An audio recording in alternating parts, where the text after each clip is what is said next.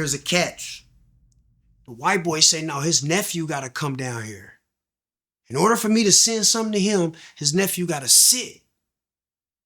He's holding his nephew as human collateral. And he told me, Rob, if he don't pay me my shit, I'm going to make you kill his nephew.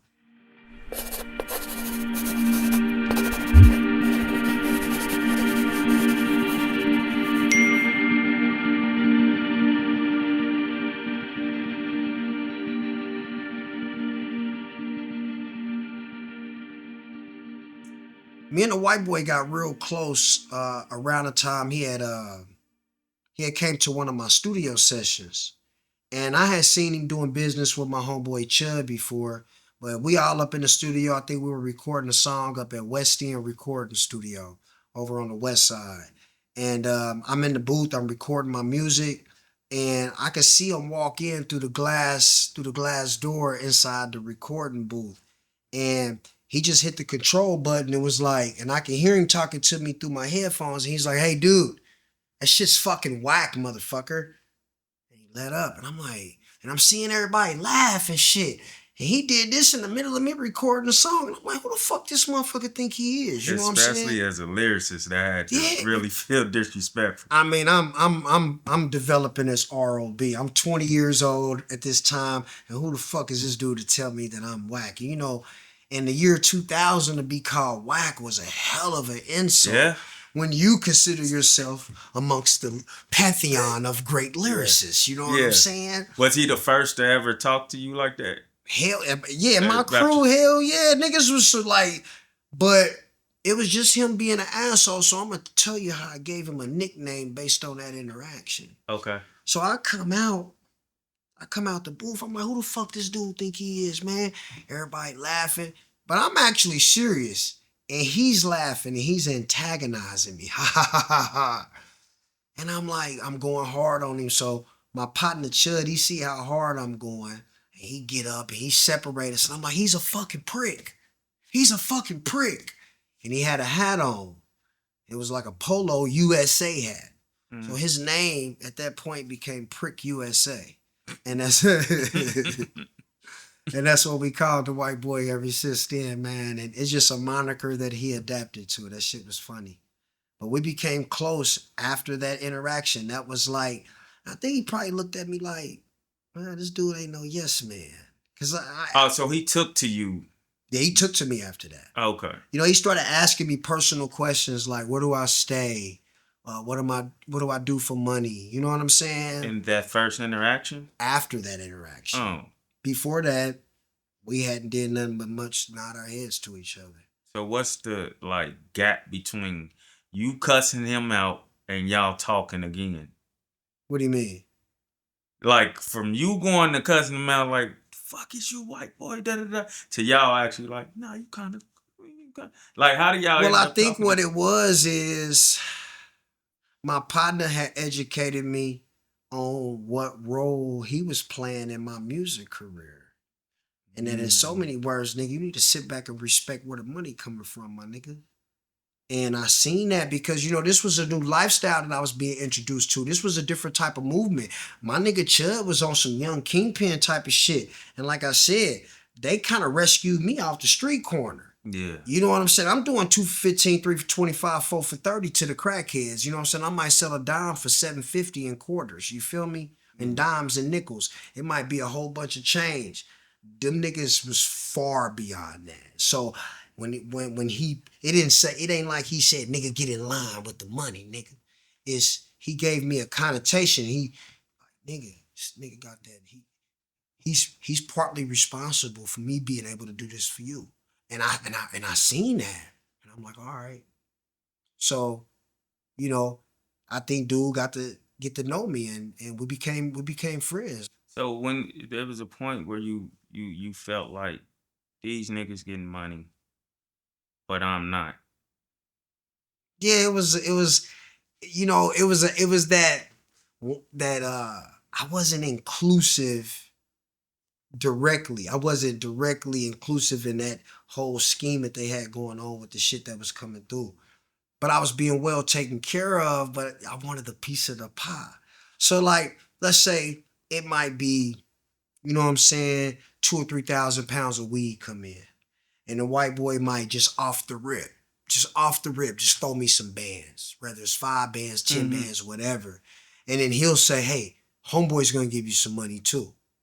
Talking about Chud, you know what I'm saying? Okay. So now I'm like, damn, that's pretty cool. You know what I mean? But fuck, we're all blowing money real fast. And then when I'm out of money, I'm like, fuck, you know? So I want it in. And then sometime, you know, Chud, my homie, that's my homie, his ass would be slow and the agreement might be to give me 10,000. Chud might give me 6,500 and tell me he gonna give me the other 35 next week, knowing he got about $1 million in cash. That's crazy. In his fucking basement in Raymore somewhere. You know, just some crazy shit. We were kids, so it's not like this is things that we hold against each other. We were children and we were trying to, not children, but we were young men trying to figure stuff out. You know what I'm saying? Yeah. You think it was a way of him trying to keep you humble? Did he feel you creeping up? Nah, man. That my nigga set shit out. He wasn't financially competitive with niggas because my nigga Chud, one of them type of niggas, he gonna do him regardless. Like, you know, you go buy you a big chain, he's gonna go buy him a big chain, not to compete with you. He's gonna do that regardless. He's gonna paint the vehicles and buy the homes and do extravagant shit regardless, not in competition with them niggas over there. They might give him some inspiration or something, but man, that's just one of them D-boys that I had dealings with. And then, you know, us coming up from our childhood, man, I ain't been around too many dudes like Chud. You know what I'm saying? That really look out for their brethren. You know what I'm saying? To make sure everybody got money. You know what I'm saying? So what I don't understand is why wouldn't he give you the other 3,500? And I didn't say he didn't give it to me. He might have I'm pussyfooted saying a little bit. that's what I mean. Like, why would he take so long? Man, There gotta be something within there. Well, guess what, like, man? When you're in that game, shit happens. I mean, do you always? Well, I ain't gonna ask you that because you might say, "Yeah, I pay my bills all the time," but sometimes people you said wait. on time all the time? No, I haven't. See what I'm saying? You don't pay your goddamn bills all the time. So if you know that was a bill, and you know he'll pay it at the last minute. You got the money, but you'll pay it at the shit's due on the 30th. You'll pay it at the 29th in the 25th hour. Some weird shit like that, but you'll pay it. So you know you're young, man. It's all good because you know, again, I credit that particular part of my life with rescuing me from dangerous aspects of the streets that I was involved in. Yeah. As crazy as that might sound, that shit saved me. Mm-hmm. You know. So at what point does it flip from the music to? It took a while because at first I began to discover what was going on. Yeah. You know what I'm saying? It's one thing being told, it's another thing when you're seeing it. So I think, you know, things got a little deeper when me and the white boy moved in together. We had got a house in Johnson County. A nice crib, you know What was the decision on y'all moving in together? Well, I think what he had took a liking to me. And, you know, we had a lot of things in common. He was a white dude, but he had 2 brothers. I had 2 brothers. You know what I'm saying? Difference. He was he was the middle child. I was the middle child. You know what I'm saying? So our lifestyles was, you know, he grew up with a mom and dad. I grew up with a mom and dad. His dad was in Vietnam. You know what I'm saying? He loved black people. He respected black people. They wasn't no racist type of people, man. You know what I'm saying? They just was, you know, you got people that just like good, honest, upstanding humans, man. And that's just kind of people they was. If you was a good person, you know, I broke bread with them people, ate with them people. They accepted me as family. How old was you around that time when y'all About moved 20. In? About 20. How much older than you was he, or younger, or was he about your same age? He's about 21, 22. So essentially, he's still a kid too. Oh yeah, we were all children, kids. So that's what I'm like. What type of person was he as a member, but also like you get a different side of him being in the house with him, probably. Man, like, we used to have some great times, man. He was just like any other 21-year-old kid, but you know, my boy was kind of really focused, right? So he lived vicariously through me. He would ask me, hey, get some bitches to come over. And then he would like cater to them, like, hey, you guys want some drinks? Hey, you guys want to order pizza? And then he would sit back and be entertained off of how I mingle with them. Cause as a young black dude, I'm gonna entertain my chicks a little different than this white dude. Yeah. So he would be entertained like, dude, what made you say that to her, dude? How'd you get her to do that? And it would be kind of just entertaining to him. And we would do shit like, we would do pranks and shit. Now here it is, I'm fucking with a dude that's in the game real deep. Yeah. But like you said, I'm seeing a different side of him. So like, I remember us being in traffic and we see this chick, we at the light and we was in a black Camaro and he let down the window and he's like, dude, act like you're deaf. Like you know what I'm saying? Like you do sign language. And I'm like, what? He's like, just do what the fuck I said, bro. Come on, man. And we would do shit like this. So he's like, hey, my friend likes you. And she's like, oh, why he ain't saying nothing? So I just start talking sign language to the bitch. Uh-huh. And she's like, he can't talk. My boy, like, he doesn't know how to talk, so I talk for him. And she's like, oh. And I was like, like I'm just having like a fucking meltdown, a love meltdown. So my boy's like, can he get your number? She's like, no thanks. We'll bust out laughing. Yeah. Man, just a lot of things, man. You know what I'm saying? Even after he went on the run, because he eventually went on the run and moved to Mexico. Okay. And I went down there to see him while he was on the run, and we went out to eat. Because sometimes I would want to eat American food when I go to Mexico. Like, I'm still craving American shit. Yeah. And he took me to Applebee's. So this motherfucker said, hey, dude, let's walk out without paying the bill. I'm like, man, you a millionaire. The fuck is wrong with you? But this is shit we would do in the States. This is shit we would do in the States, and you gotta think. Yeah. His boy coming to Mexico to see him. I done bought him some Tommy Hilfiger shirts and some Gates barbecue sauce to keep him connected to the town and shit. So he's like, dude, let's take it back to the old school. Let's walk out. I'm like, dude, we can't do that down here, man. You a wanted man. I'm black, nigga. I'm black. Next thing I know, this nigga then walked away from the table, man. I promise I followed him. By the time we got to the car, we were surrounded by motherfucking Mexican police, man. But down there, you just pay. You just pay.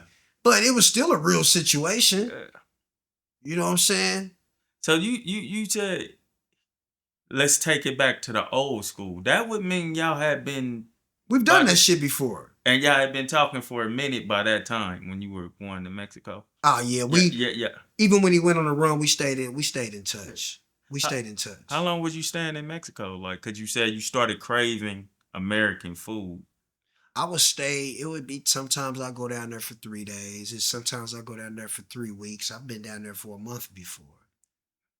I went to a Pancho Villa festival in Mexico City, man, and I remember being real homesick when I was down there. And I remember at this festival, there was 25,000 people at this festival. They were celebrating something about Pancho Villa.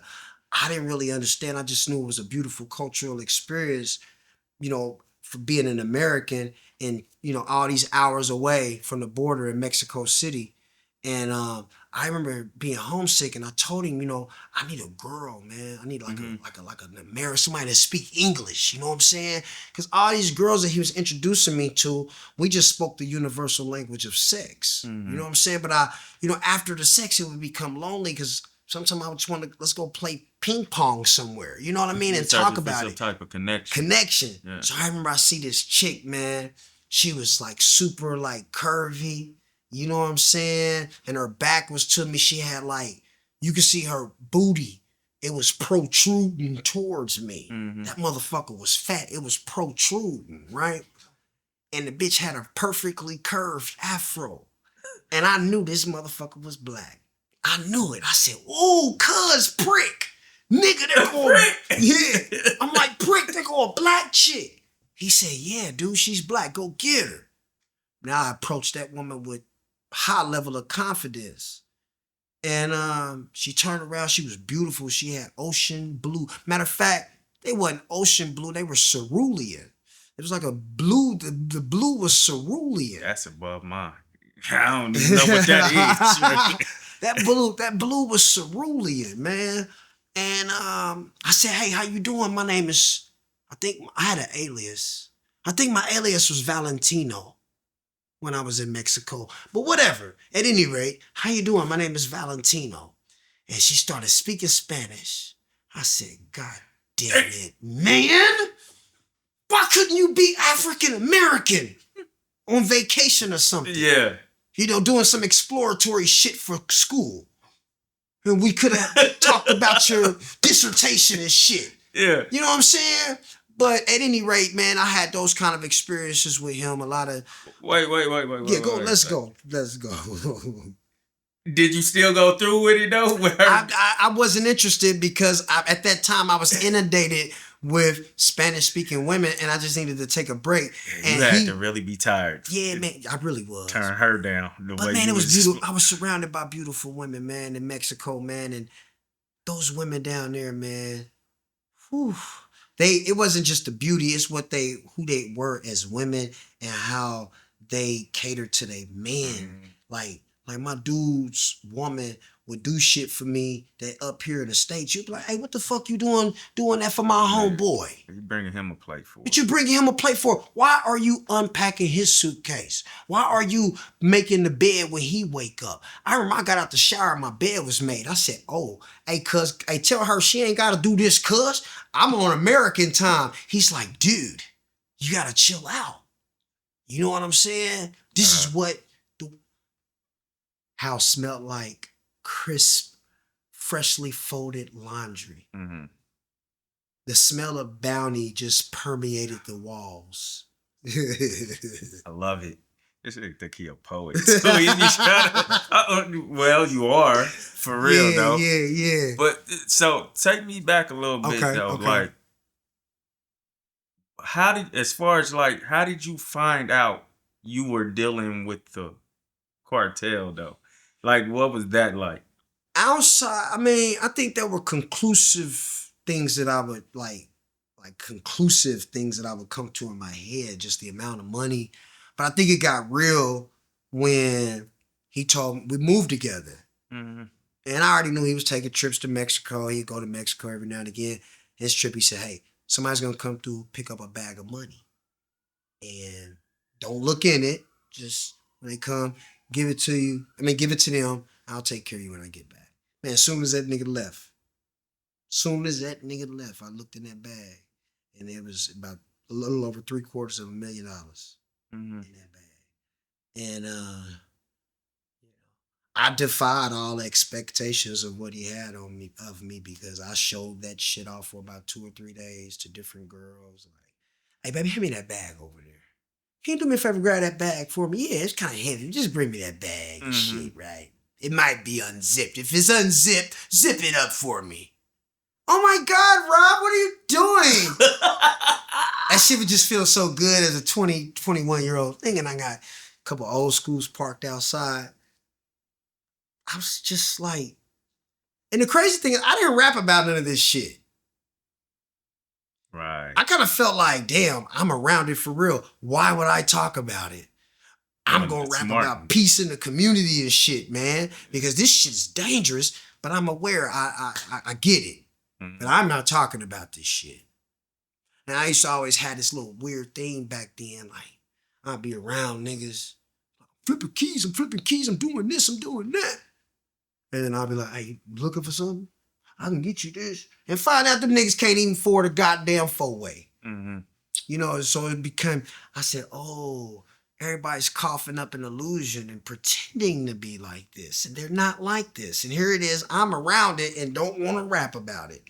It's 2025, man. I'm just now starting to write rhymes about, because now I can look at it in hindsight and really highlight it without the scrutiny of the FBI or something. You know what I'm saying?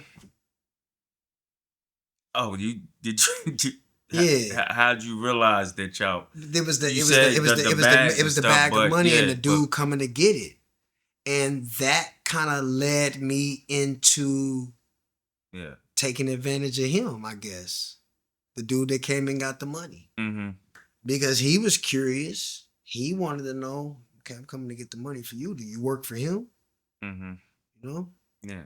And I do. Well, I do, but I don't. Exactly. So at this point, you just give him the bags or whatever. When do you actually start to get involved?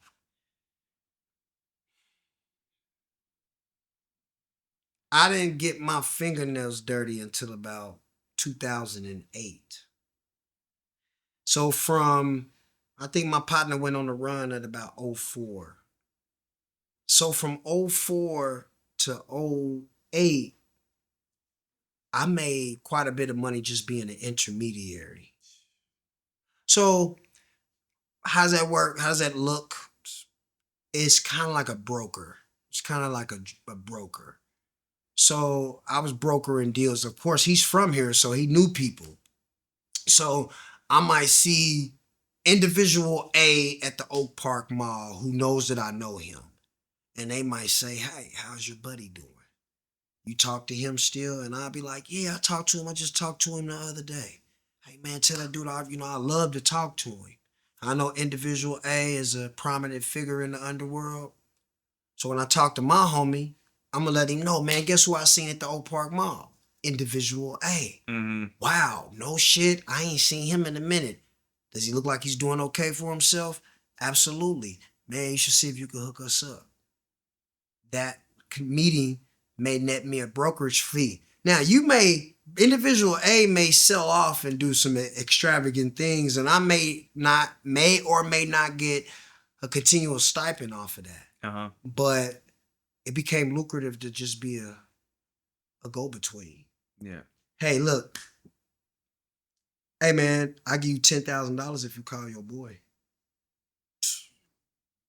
Let me think about it. Meanwhile, I'm going to call my boy and say, hey, individual B wants to pay me $10,000 to talk to you. I'm not fucking with that motherfucker. That's my boy talking. I don't want to talk to him. Mm-hmm. Just talk to him once for me. I'm broke, cuz I ain't got no money. Just talk to him. Yeah. Spin him around in a circle. It's a good lick for me. Hey, I got homeboy. I got prick on. I can get prick for you. Pull up with a walkie-talkie, let them talk, get my 10 bands, prick might spin him for about a week or two, and then I'll see this guy a month later. It's like, man, that nigga still ain't sent nothing. Damn, you talk to that nigga. That nigga had you get a phone, right? We were locked in with each other. Mm-hmm. Did any of these people you tried to connect to make you look bad in any type of way, or was it always smooth? For the most part, it was always smooth because of how I carried myself. You know, them pillow talking to the people down south about me, it's going to come back to me. Mm-hmm. So you want to make me look bad. You want to, spread some type of negative innuendo. It's going to come back to me because I had some real relationships, real communication with these people. Mm-hmm. And my boy, he went on a run in 2004. So we stayed connected. So from '04 to '08, I'm pretty much like, man, send me some weed. Send me something, bro. Because I was dealing with stuff on the music level and I needed that type of money to accelerate what I had going on. And I'm still dealing with the residuals of the lifestyle that they introduced me to. So I'm tied in with high level figures in the underworld from being around them. Now that my original team, they got indicted. And I want to say '03. Homeboy went on a run in '04, my white boy.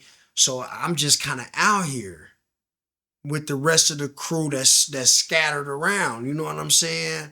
And so dudes in the streets looking at me like, what's up with you? Now the white boy, he's like, nah, you a rapper.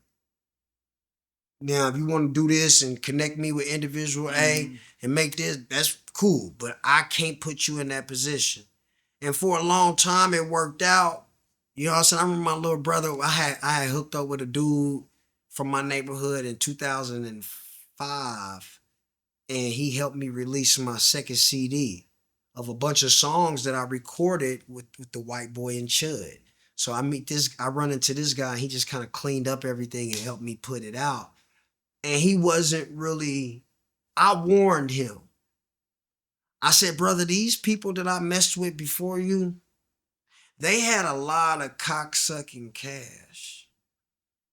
And if you don't have a lot of cocksucking cash, and let's pause. What is cocksucking cash? Liquid. Liquid cash that you can that's what you call cocksucking cash. It's just that liquid cash that you can just throw out, and if it doesn't come back, it doesn't hurt you. And he told me, what you talking about? I said, man, they spent at least $250,000 on me. He said, oh, I can spit that out. I said, let's go. And eventually I found out that he was full of malarkey. Mm-hmm. You know what I'm saying? And, and I tell him this. This is no shade to him. He did a lot for me. But nigga, you was full of malarkey. You didn't have the capital to do that. It take a lot of money to build up a rapper and introduce him to the masses, and that dream-like mind that you got, I'm gonna build up a star. Man, it should take a lot of money. Yeah. Take a lot of, ask Travis O'Gwen at what it took to build up the Tech 9 that we know. You know what I'm saying? So don't talk to me about that. This should take a lot of money. So I would rely on the white boy like, look, man, this nigga was supposed to take some money up to the radio station, or this nigga was supposed to do this and do that. Give me some money, man. And then I get it. You know what I mean? Mm-hmm. But at the same time, I'm complaining. Man, put me on, man. I'm fucking with these weird niggas. I'm doing this, I'm doing that. And he never would do it. So I had a connection to my first big deal was through a North Side St. Louis dude, man. You know what I'm saying? Mm-hmm. Crip dude. And he had a nephew up here in the city. His nephew told me about his people, and it was real credible. And I had his people come up here to see me. His people impressed me. He was a real St. Louis gangster, North Side dude, man. And I liked him. I could tell he was, you know what I'm saying, about his shit. And me and him, that was the first time I ever took somebody to Mexico. Okay. We took a trip to Mexico, man. We jumped on a private jet down at the Wheeler downtown airport, man. And we went down there. And I remember on the way down there, that nigga looked at me. This was in 2006. My brother was still alive. And he looked at me. He said, man, who the fuck are you? And I was like, because that shit was normal what we were doing in my life. This is my friend. Mm-hmm. He's doing extravagant shit for me on purpose just to, yeah, you know what I'm saying? And I took him down there, and that was the first deal that I ever made where I didn't have to touch nothing, and I made a lot of money. And I would make money every time he did something. And I'm like, damn, that's a hell of a position to play. But I didn't know what I was doing. I didn't know how to monitor that. Nobody disrespected me, but internally, I'm like, I know I can get more. Yeah. I know this is my first time. You know, it's like, it's my first time. You know, that naivety.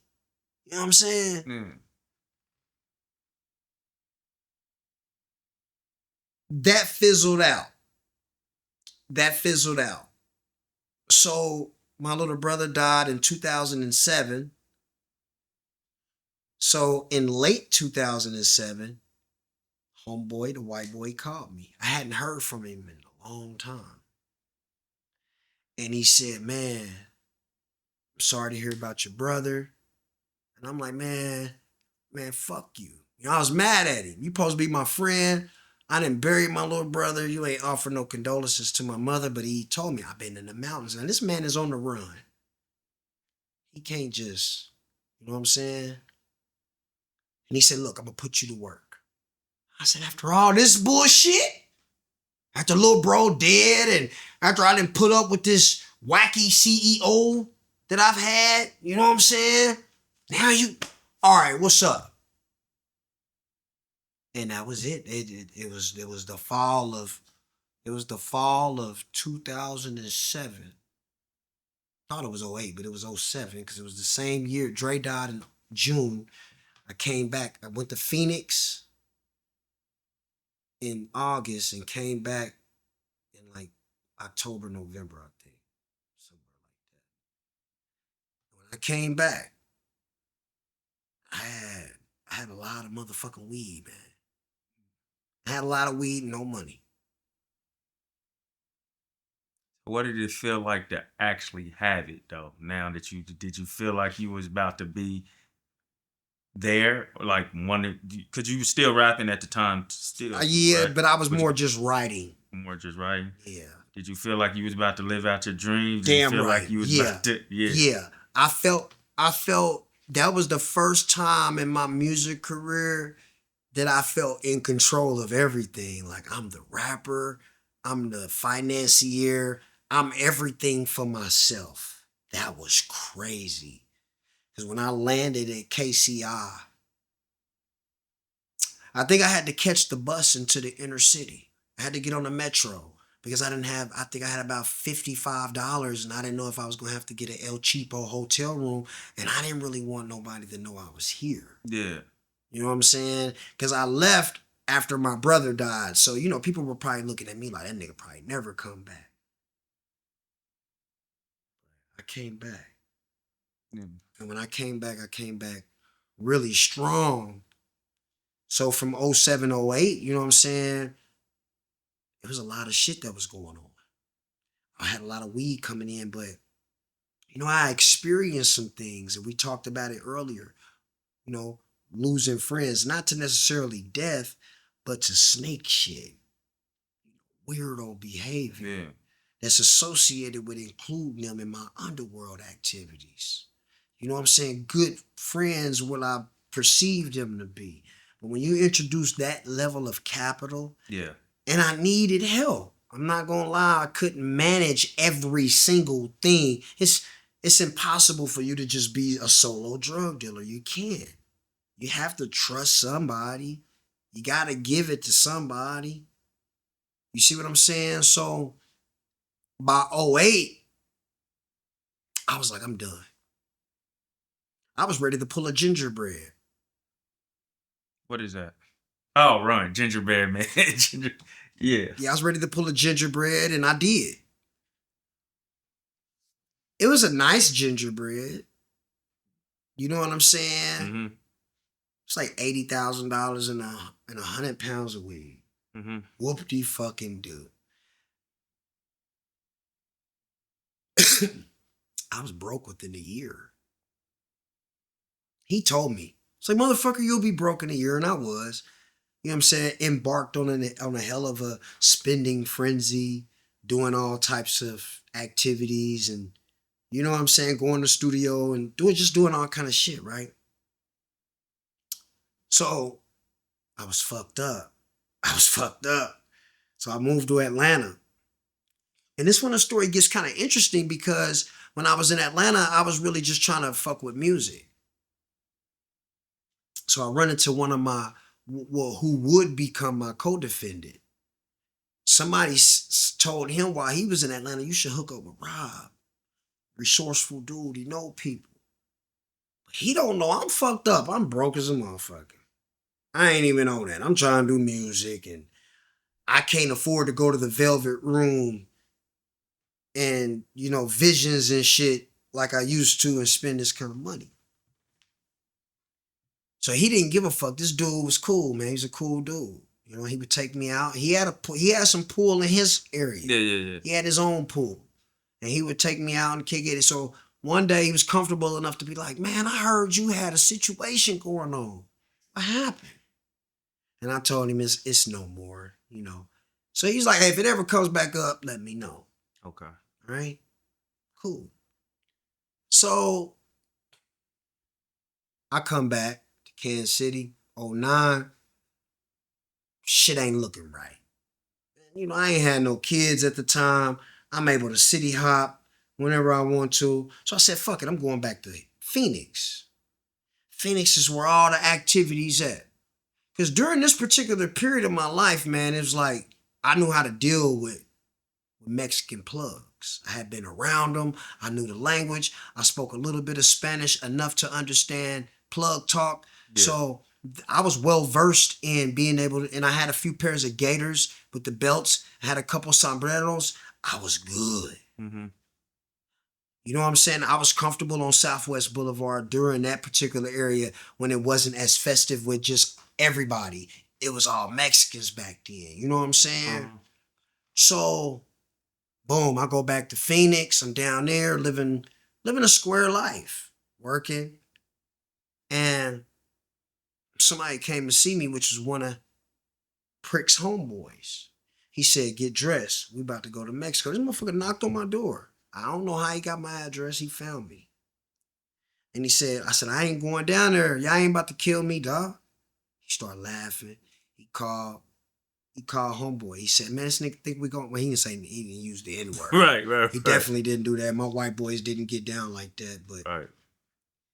he said, man, this dude think we gonna kill him. So he's like, man, get your ass down here, man. Ain't nobody about to do nothing to you. And I heard my friend. Inside of me. So I decided to go down there, and he forgave me for what I did. Told me, yeah, I was fucking you anyway. He knew he was fucking me. I knew he was fucking me. He was using me. That's how this game goes. Everybody gets used. Mm-hmm. What level are you getting used on?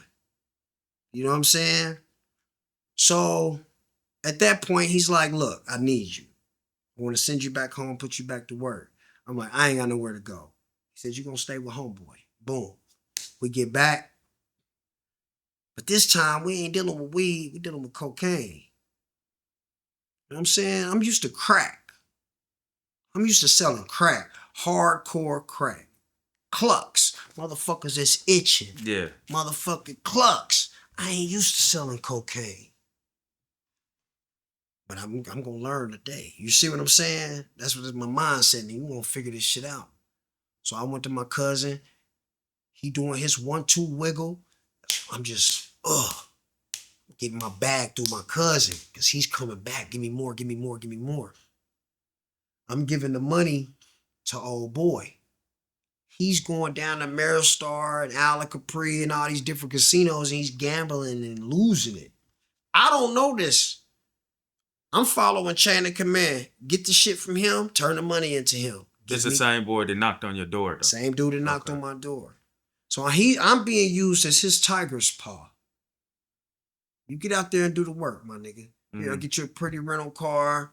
You know what I'm saying? You stay in this nice crib in Raytown with me. Good dude. I can't say nothing bad about him. He a solid dude for real. You know what I'm saying? And so the white boy in Mexico started calling me like, hey, what the fuck going on up there? This motherfucker owe me a lot of money. I'm like, well, I done gave him a lot of money. I don't know what the fuck you talking about. So he's like, well, you guys are done. You guys are cut off. I'm like, fuck. I didn't quit my customer service job down here in Phoenix. Mm-hmm. You know, I was working at a call center, which was one of them type of places where you can go, you know, all the transients, people that's coming in, moving in from out of town. This would always be everybody's first job. It was easy. Yeah. Meet you some badass, beautiful Phoenix girls. You know what I'm saying? And that type of job used to allow me to flex my mouthpiece. You know what I'm saying? Getting these rude customers. And I'm like, ma'am, there's no way that I'm going to be able to solve your problem with you using those type of colloquialisms. You know what I'm saying? I'm practicing on this bitch. She don't know that. She think I'm really being nice. It's practice. So you didn't pull me away from that on that. You know what I'm saying? Now he's telling me, I don't know what the fuck you're going to do. I'm like, fuck. So I go to the dude that I'm staying with. I'm like, how much shit we got left? He's like, yeah, we only got like 2 birds. He said, do you know how to compress them? Which is basically manipulating them and turning 1 into 2, mm-hmm. right? At the time, I didn't know how to build the compressor machine. You know, you got to buy the parts for shit from these parts stores and make it. It's a box, la, la, la. I ain't gonna give up that sauce, but I hadn't learned how to make it yet. You know what I'm saying? Where you pour the shit in and you compress it and make a whole new joint. I'm not even, we talking about 95% pure motherfucking cocaine from the motherfucking Colombians by way of Mexico. I'm not even stepping on this shit. I'm selling it to people and they're like, wow, that's the best coke I've ever seen in my life. Because I don't know what I'm doing for real. But the money's coming in really fast. So, I'm like, damn. So I was like, I become panicky. I need to find somebody. I ain't about to take this responsibility. I want some pot. You know what I'm saying? Send me some bells, nigga. I dance like a motherfucker around them. I know how to get, but this shit right here, this is dangerous. This, you dealing with a different type of customer. This is different. You know what I'm saying? So I thought, like, light bulb. My homeboy from Atlanta. I called him. I said, hey man, you remember that conversation we had? I said, well, I'm back in that loop, man. You need to pull up on me. And he bought it. He came right back. And he said, hey, a family member of mine want to meet you. And he introduced me to his family member. And his family member was real interested in what I had going on. He said, I'll buy 2 of them right now. Oh, yeah, I like this type of talk. You know what I'm saying? Because it's now y'all dealing with me. No intermediary. I'm not giving the money to nobody. I'm dealing with everything. So I tell the white boy, I don't even know this guy. So I think we found this one. This dude, I think he can do it. I think he can do it. So the white boy was like, all right, bring him down here. So I found myself on another private jet again. You know what I'm saying? With this guy. Doing the same thing I did for the St. Louis dude. But this time, I'm going to be more hands-on. I need to see what the fuck's going on this time. So we get down there. Actually, yeah, we had a meeting down there and everything. We took a walk on the beach, kind of laid out some parameters, some rules. One of the most important rules is we don't do any flossing in Kansas City. He told him, ROB knows this about me. We don't do any flossing. And we came up with a new name. So no longer was it Prick USA because Prick USA had been indicted. That name had been indicted. Okay. So now it's Michael. It's Mike. You know what I'm saying? Take you to see my boy Mike. We'll go from there. Right? So while we're there, we get everything established. So it's time to come back to the States. Me and a family member went to jail in Mexico. We got arrested by the Mexican military at the border crossing over from Nogales back into the United States. That gotta be a scary situation. It was very scary. I had never been arrested or harassed by the Mexican. I've had one situation where me and the guy from St. Louis and the white boy, we were traveling through the desert. And it was pitch black, and we come up on a military convoy. So as we're coming up on the convoy, these are Mexican military. He's like, look, you guys are UTEP students, University of Texas, El Paso. But you got me, I'm light-skinned nigga, I'm a yellow nigga, so I could probably pass for a Spanish-speaking individual. Yeah. This nigga black as a motherfucker. This nigga gotta be, like, we gotta make him an Ecuadorian or somewhere. Yeah. He just gotta be outright be a nigga. You know what I'm saying? African-American or whatever, right? So the Mexicans, white boy do all the talking. They were very suspicious of us. This motherfucker was sweating, bro. My homeboy, it's a gangster. This nigga like, Haro, what's gonna happen to us, man? I got kids, man. I'm like, we're gonna be all right. We're gonna be all right. Just tell him, look, we down here just doing the research for college. And that's what we told him. The military spoke to us in poor English, asked us what are we doing here? And we said, writing a paper for college, doing research on Mexican history. You know what I'm saying? So, boom. I take this other guy down there. Same routine. Mm-hmm. We get back. So now here's a catch. The white boy say, no, his nephew got to come down here. In order for me to send something to him, his nephew got to sit. He's holding his nephew as human collateral. And he told me, Rob, if he don't pay me my shit, I'm going to make you kill his nephew. So I go to the nephew. It was the dude that I was kicking it with in Atlanta. And I'm like, look, man, this is what's going on. He said, fuck it, come on. That nigga has some balls. I'm going to give him his props. He has some fucking balls, man, because he knew that he was being held as human collateral. Let me get this, you know what I'm saying? This wasn't supposed to happen. Being held as human collateral. You know what I'm saying? He knew that he walked in knowing this shit. But everything worked out good. I'm going to tell you something. Me and that motherfucker ate chicken every goddamn day. We still talk about it now. We ate chicken every day. That shit drove us fucking crazy. Chicken tacos, chicken fajitas, chicken sandwiches, motherfucking peanut butter jelly chicken sandwiches. We ate chicken everything. You know what I'm saying? So yeah, man, you know what I'm saying? So me and those guys embarked on a hell of a thing, man, and made a lot of money. Okay. A lot of details involved with that, but we made a lot of money, but we ultimately got indicted. We got indicted. So before we talk about the indictment, there was another question I wanted to ask you. Okay. Back before the when you would steal the weed and shit, and you was coming back to this city and shit like that, and you're finally the man and shit. How did you ever get comfortable within that? Because you said you started losing, and at the same time you said, I don't know what I'm doing for real. I knew how to sell weed. Yeah. I knew how to sell weed. And I kind of knew I was it. You know that game we used to play when we was kids, you're it? Mm-hmm. I knew that I was it. Like, but that doesn't mean that I was like, yeah, I'm it. And I felt good about being it for that. I just knew conceptually for what I had going on, nigga, I'm it. Mm-hmm. I know people who like being it for that. I didn't like that because I'm a rapper. I want to be it for that. You know what I'm saying? Like, when I talk about this story, right? This is the same stuff that I'll talk about in my raps in a introspective dialect. So I'll say,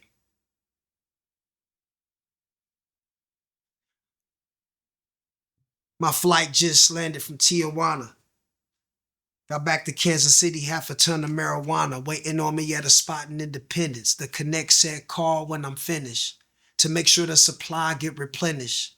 Gotta move undetected. What we dealing with is cartel connected. International drug traffickers invested money in my music career in the beginning, but nobody knew. They were glad to see I was winning. Probably thought I signed a record deal the way I was stunting. My nigga Chud dropped a bag on the album like it was nothing. We wore custom-made jewelry, diamonds from Pirellos. We was just kids raised in Kansas City's ghettos, trying to use the game as a stepping stone. We getting cartel coke you couldn't tell that we was stepping on, flexing on dudes in old schools on gold shoes. Back when I was rapping at Chapman spitting on Pro Tools. Had a spot in Johnson County with the white boy. But I can't say his name in these rhymes. Government agencies trying to still get him. Conspiracy charges. Spent hundreds of thousands trying to turn me into the largest artist in the city. My dream got deferred when the feds intervened and indictments got served. You know what I'm saying? That's my rap is autobiographical when it comes to that. You know what I'm saying? Mm-hmm. So as far as that, you putting people in line to distribute this with you, that became comfortable and shit like that. It became normal. Because you went from a rapper to doing that shit. Yeah, it's kind of like rap went on pause for a minute. I stayed writing. Yeah. But the actual visibility of me as a rapper, it became paused. Now, that's something I didn't even know I paused. Okay. So, you lost people within that? Lost friends, yeah. What was the defining, like, moment that was kind of like, fuck it, leaving with this 80? And back then? Yeah. Just because I felt like before me, everybody went to jail, and I was trying to avoid my moment. Got it. So I said, fuck it, I'll just do a gingerbread.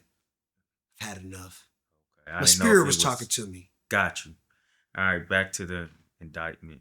So even before the indictment, I went to the family member of the guy that put all this together with me, and I went to the uncle and I said, hey, listen, let's just take everything, man. We'll split it, me and you, and then we'll decide a fair amount to give your nephew. I think we would have been splitting about $1 million at the time and about maybe 20, 30 kilos of cocaine. You know what I'm saying? Mm-hmm. He was like, you serious? I said, yeah, man. If that nigga sent all that up here, man, he's got 10 times as that. He can afford to lose this. I'm done. And he said, when I get back from Miami, we're going to do it. Let's do it. And he went to Miami and he got robbed.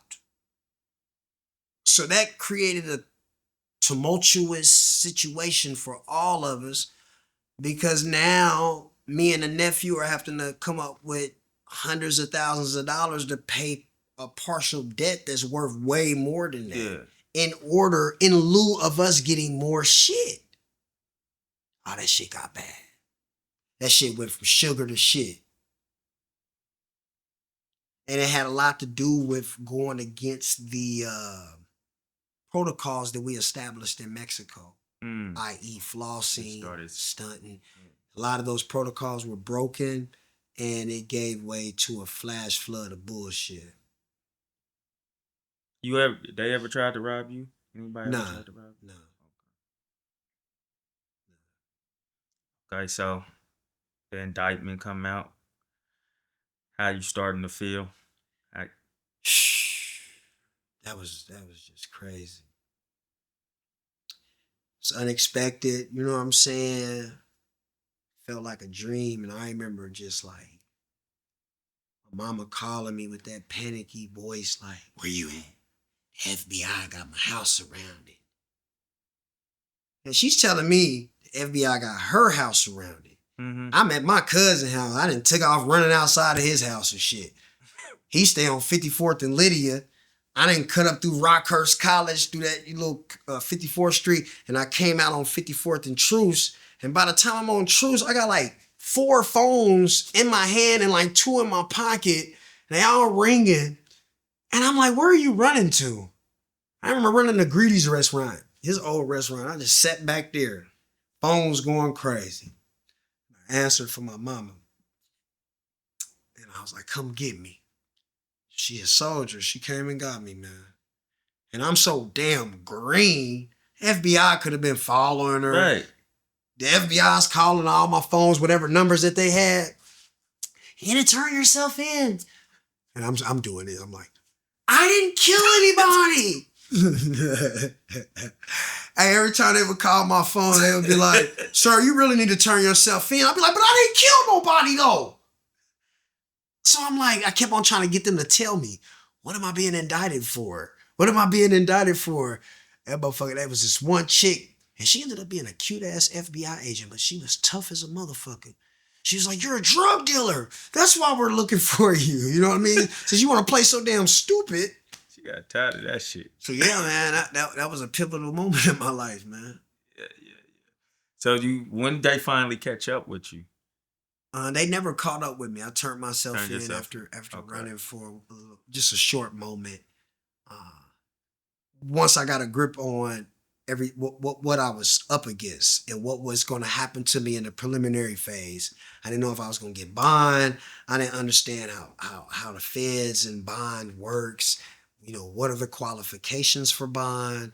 Would I have to put together a bond package? But you know, the feds is pretty straightforward when it comes to bond. They don't like, your bond is $100,000. They don't do shit like that. What the feds it's, what are your ties to the community? Do you have any violence? Are you a flight risk? Yeah. It's like a handful of criterion that you have to meet in order to get bond, but it doesn't have anything to do with money. It has absolutely nothing. Now, your team can put something together to say, we'll go above and beyond of what you guys are requesting of me, and I'll offer this home, I'll offer this money, and all this to to assure that I'll appear back in court. But for the most part, they have like a standard. So once I realized I'm like, I'm gonna go ahead and I turned myself in. Some weird shit. I went and had about like 3 shots at the cigar box when it was on Grand. Is that what it's called? A cigar lounge or whatever? I don't know. It was a cigar box lounge or whatever. I went and had a couple shots with some chicks and smoked a lot of weed. And I don't know why I did that, because when I turned myself in and I went to the jail on 9th Street inside the federal courthouse or whatever, you know, my nerves are fucked up, so I'm up. So now it's time to transport me to Bates County where they hold federal inmates. And I fell asleep. There's only like 4 of us in this van. And I fell asleep on my way out there with the shackles on me. So I dozed off. But when I woke up, I was sober as a motherfucking nun. And we was passing my mama's exit. And I said, oh fuck. This shit for real. You know what I'm saying? And yeah. So I spent about a week in jail before I had my bond hearing, and I got out. That walk to the house had to be tough. Then the ride on the way down to turn Yeah, yourself man, in. because when I woke up, I remember passing a particular landmark that's close to my mom's crib, man, and that fucked with me. Because I'm on my way to a different type of crib. You know what I'm saying? Yeah. So once you get your time, and well, once you go to prison and shit like that, how does that look? I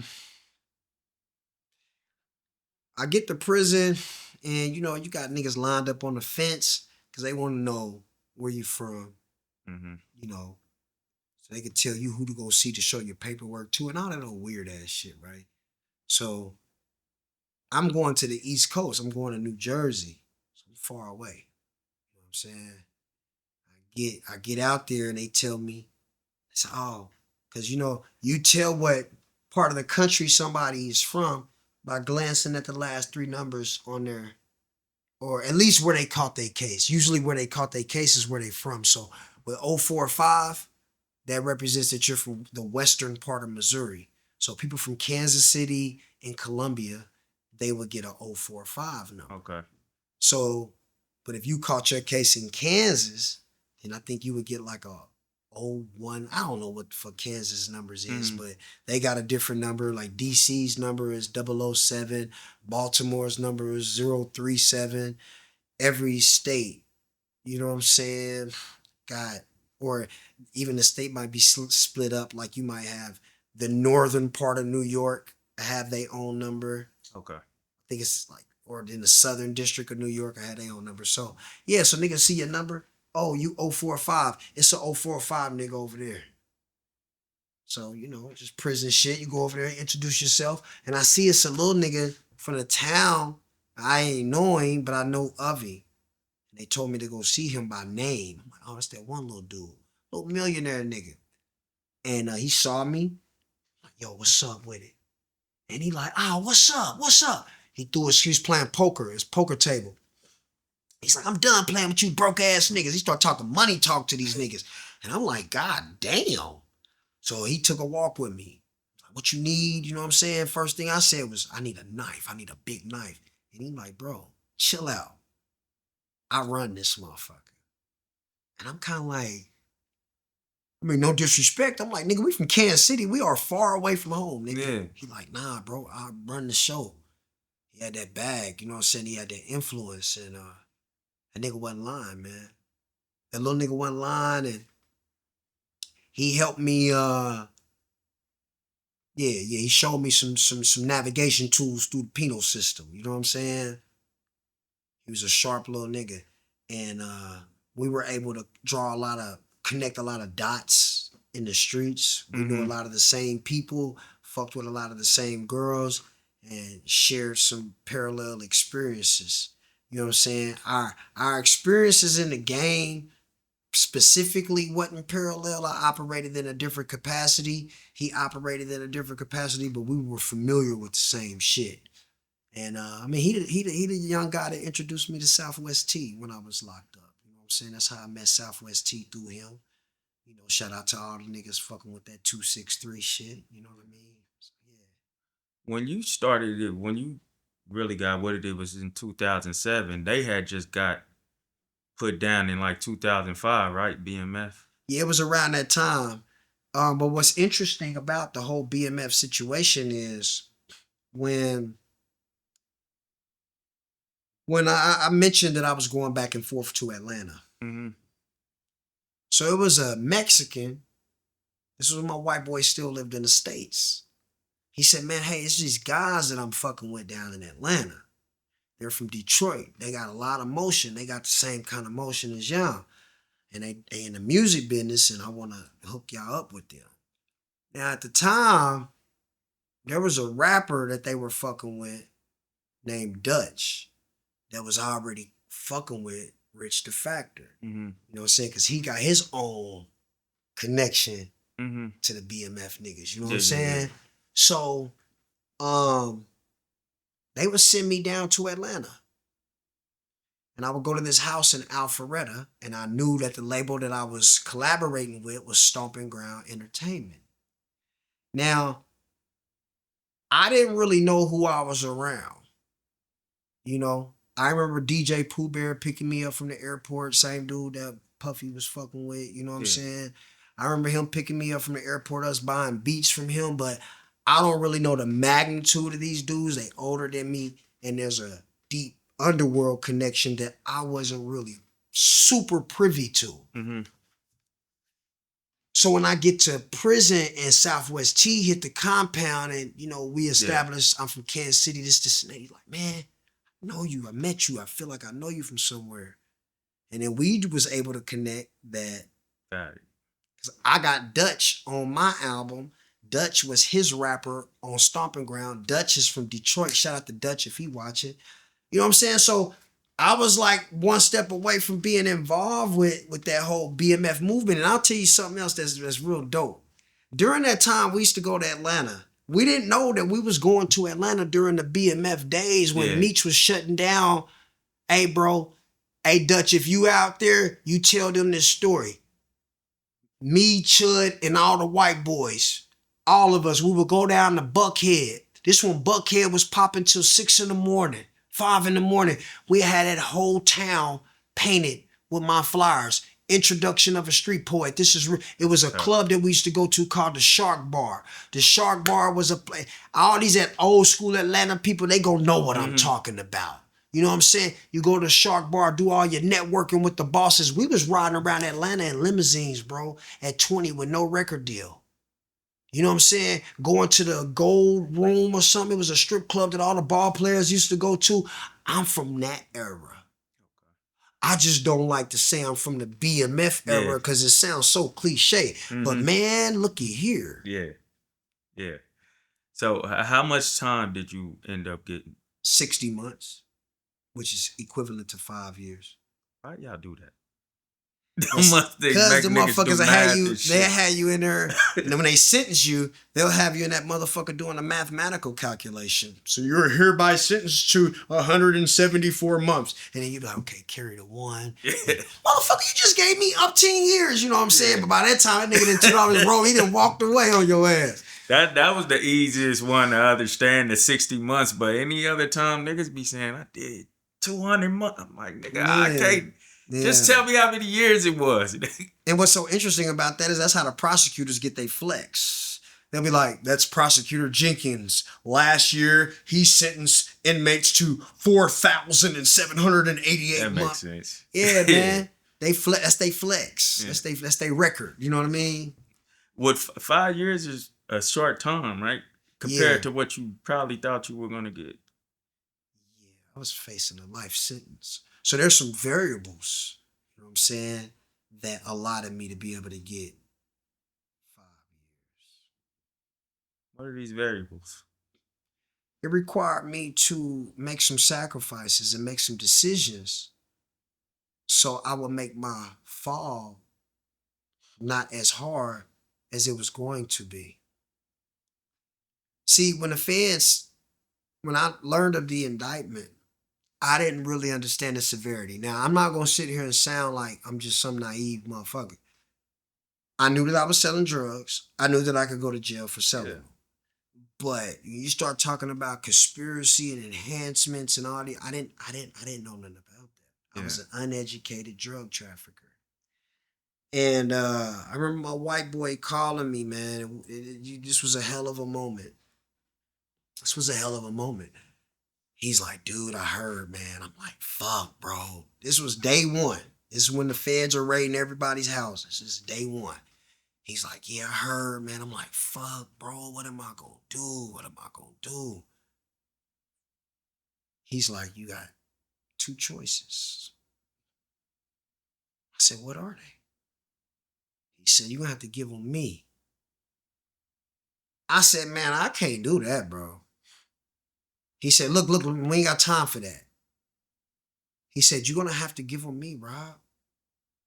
If you don't, you're going to go to jail for the rest of your life. And I remember he could hear me crying, not boo-hooing, but he could hear that tear in my voice. And I'm like, damn, bro. It's like, he said, dude.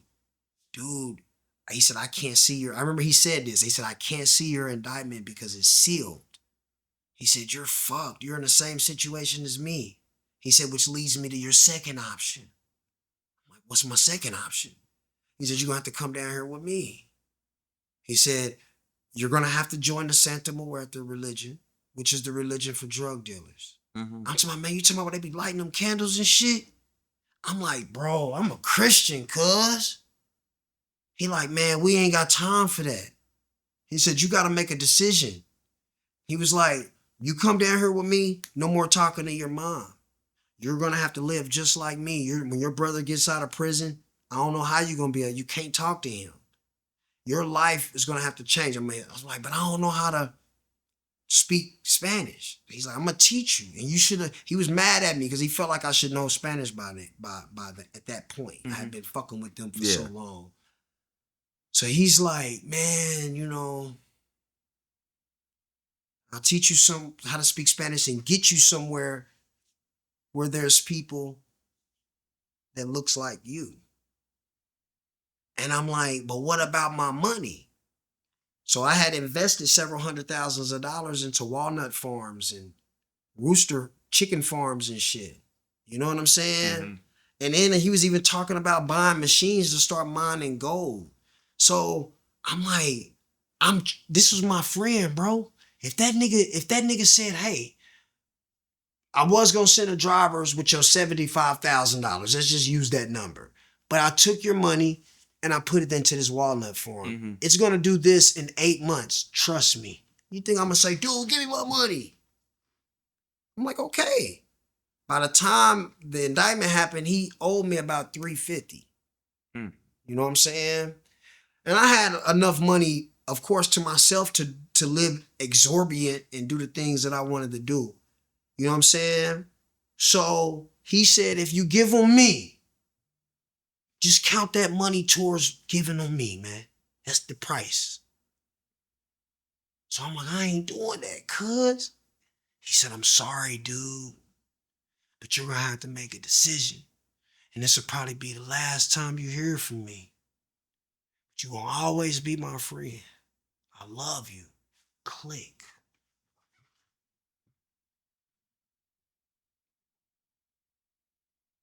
Why was he so okay with you giving him up? That's I a ain't good never ass heard question. that before. That's a good question. First and foremost, he's wanted. Right? So if you call the police right now and say, I got a wanted fugitive here, they're going to be happy with you. If you say, this nigga wanted for blah, blah, blah, they going to be like, nigga, where you at? How do you know him?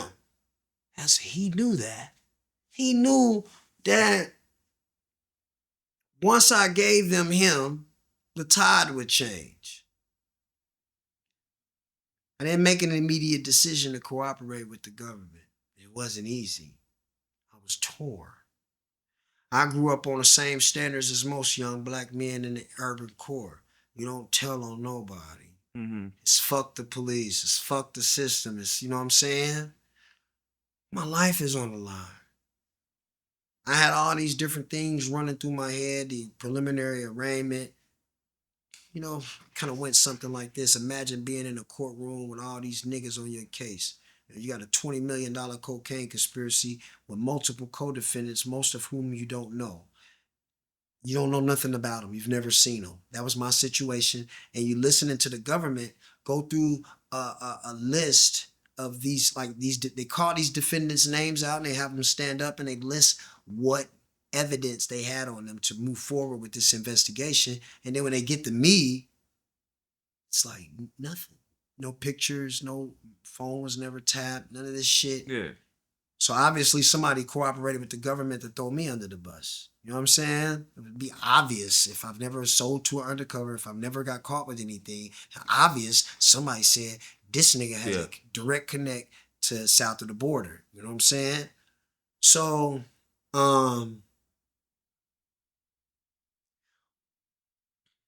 there came a point in time when I chose to cooperate. I had to make a decision, and I made that decision, and I was firm in it. I looked at myself in the mirror, and I knew what I was getting ready to do. I knew the backlash that I was going to face, and guess what? I didn't give a fuck.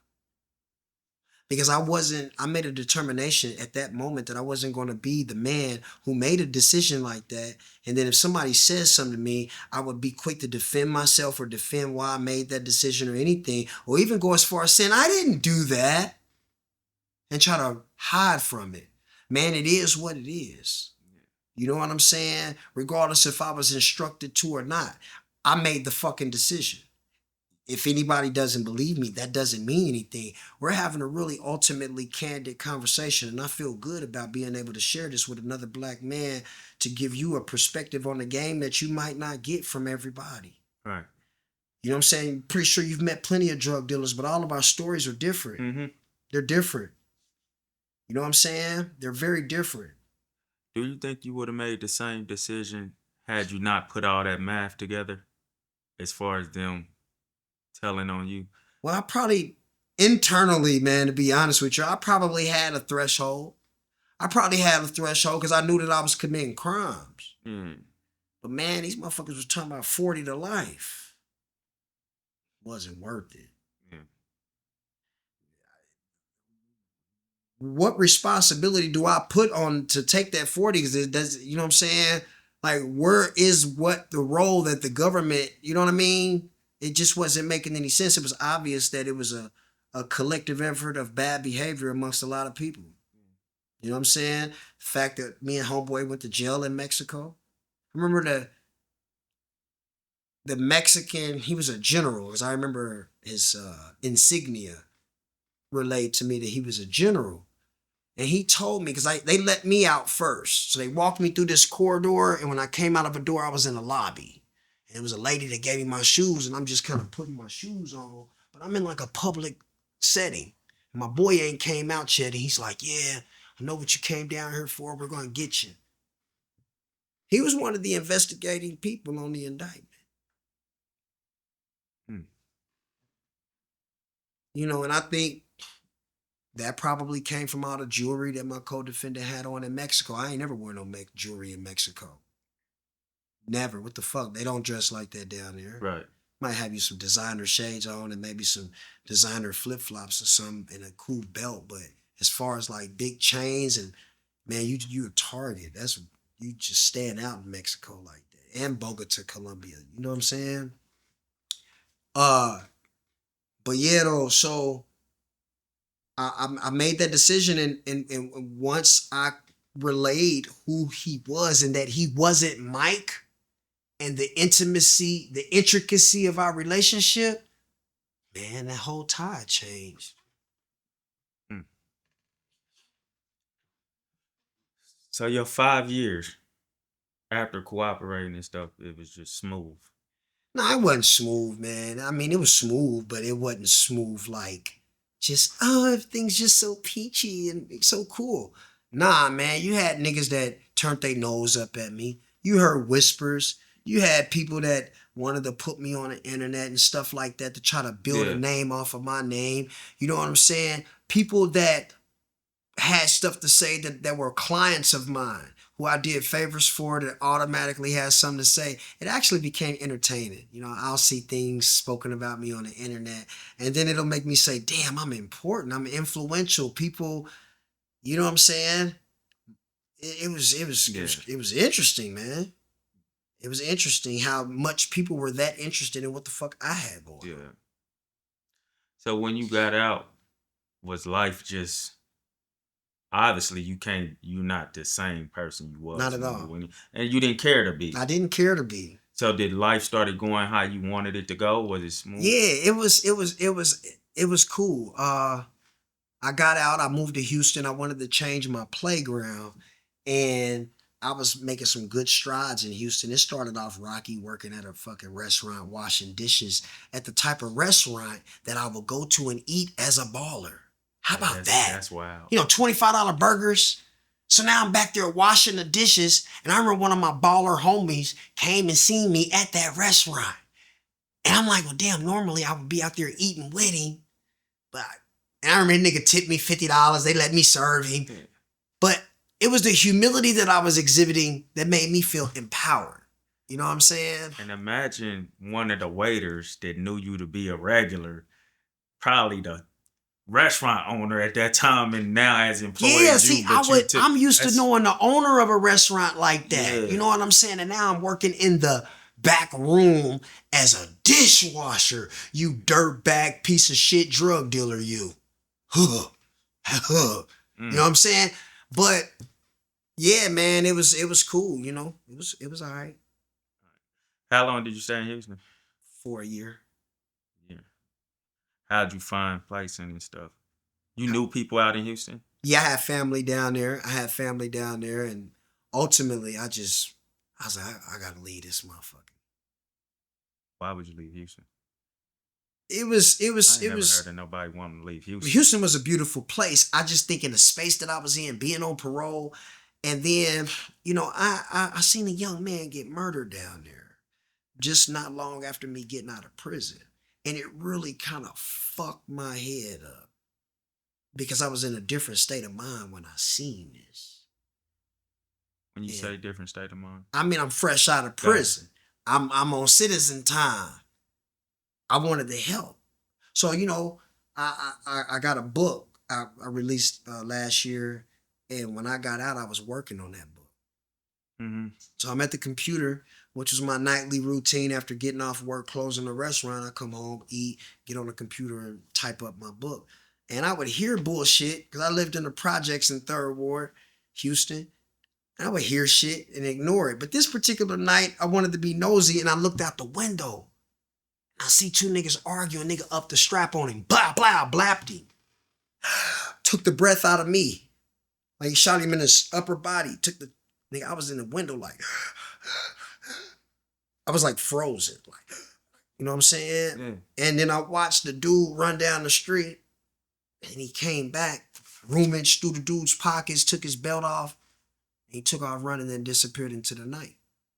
So me and my neighbor, we run outside. We do CPR on the dude. Man. And I'm asking him, like, who did that to you, little dog? You know what I'm saying? And he's trying to tell me, but he's choking on his own blood.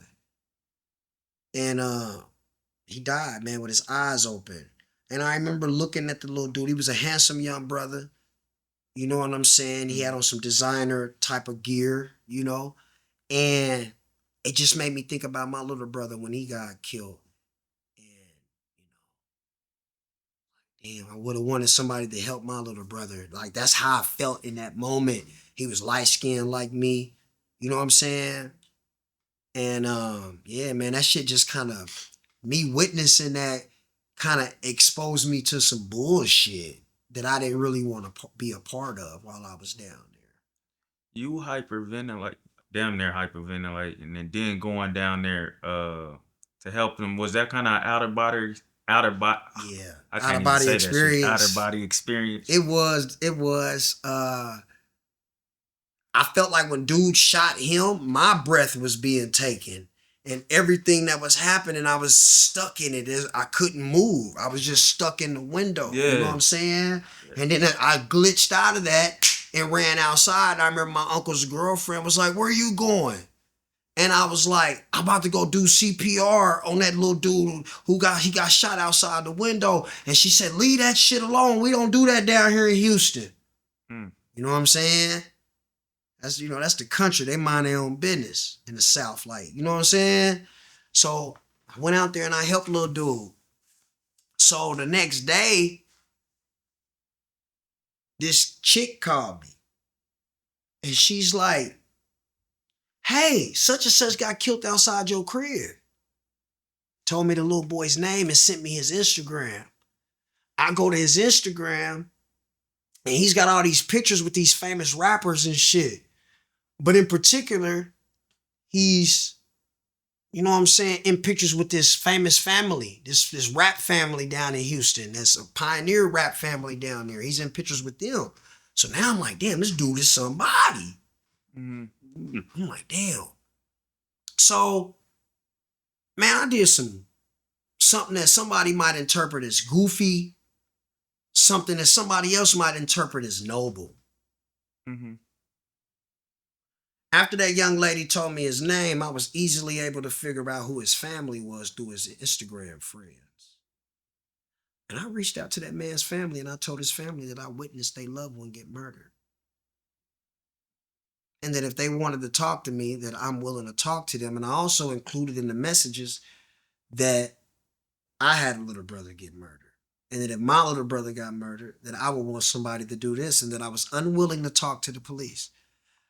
So, of course, several family members reached out to me. The father, you know what I'm saying? The mother, sister, the brother, you know what I'm saying? And then I got to the point where I only wanted to speak to men, you know? Yeah.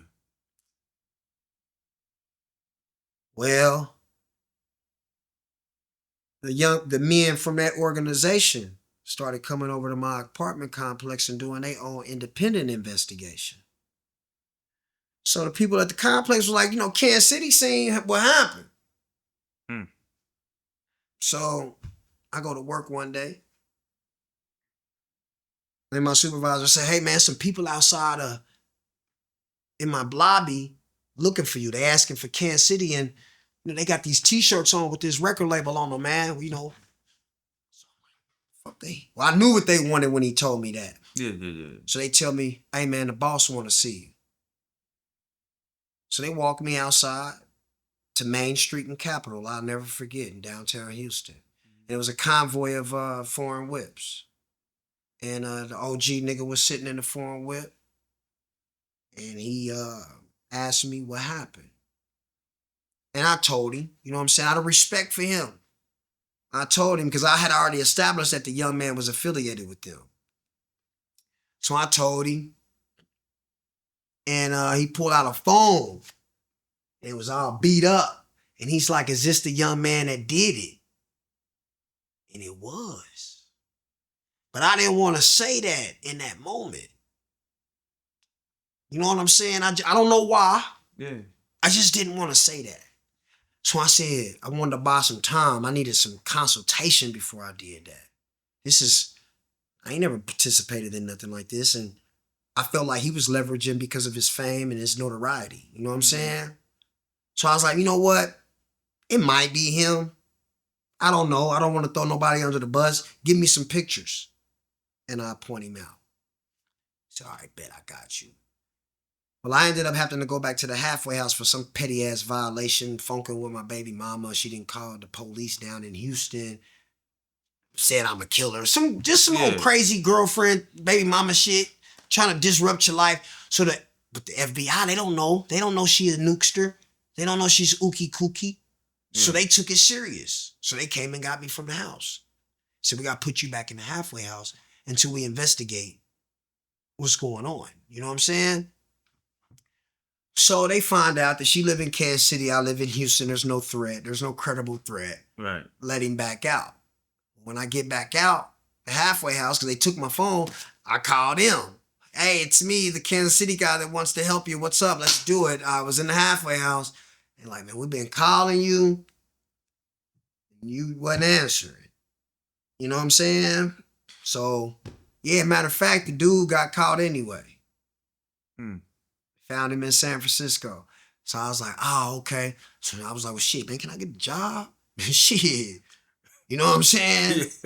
And he said he would holler at the OG and figure it out. But yeah, that ultimately just being involved with that and the tie just was like, Got you away from you. I didn't like that shit anymore.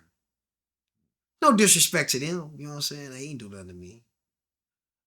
It's just I didn't like my connection to that. And you drew that connection to your brother passing. How did you find out about your brother passing? My little brother, Yeah, that was several years prior, but just through a phone call. yeah. Through a phone call. And he got killed. Yeah, he got killed. How long did you? How long did it take you to move through that and be regular again? I'm still moving through that now, big dog. Let me keep it 100.